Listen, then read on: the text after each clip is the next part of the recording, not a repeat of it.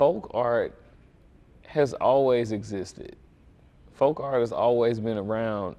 It hasn't always been celebrated. I found out about L.V. Hull's work. I saw this TV that was colorful with all these different dots on it and messages written on it. And the first thing that came to mind is this is a perfect example of folk art. Her whole life, her whole world was her canvas. I would have come and, you know, sit on her porch and just listen to her tell stories. I never felt like she was vying for approval or acceptance. She was like, I already know what I do. And that's an important place to get to as an artist, is understanding the distinction between validation, confirmation, and affirmation. You know, she did a lot of it creating, like sitting in a chair. You know what I'm saying? So she did a lot of that piecing stuff together from sitting in a chair, you know? Very intentional. Very intentional. A lot of these pieces I'm seeing for the first time. I love that she, like, you know, yeah, this word, I might finish this word on the next line, but you're just gonna have to keep up with me, you know? But even having said that, she's still intentional about her way about going about it, because every word has a different color instead of just like every letter, you know, so she still has some structure.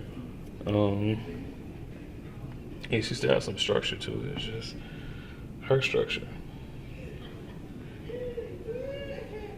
What she has done in so many cases is taking an object that someone might overlook and seeing the beauty in it, not just in a singular space, but in this tapestry. Like, if once I put these two things together, once I put these, you know, two flavors together, it makes something totally new. Stuff that people would discard. Everything about the Briarwood Arts Center, we didn't build a new building. It was an abandoned building that had been pretty much forgotten for what we've been able to build there.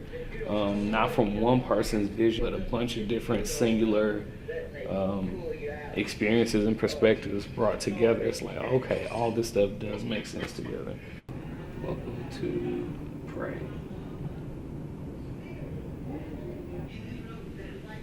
And folks will bring her stuff and just say, hey, do your thing to it. This is the interactive part.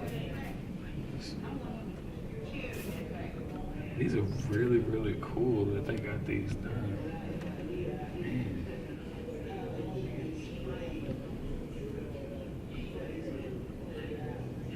What really resonates with me about the fact that she would take these found objects and create something beautiful with them is actually a conversation that I had with James Meredith one day. He just looked at me, he was like, Mississippi's the center of the universe.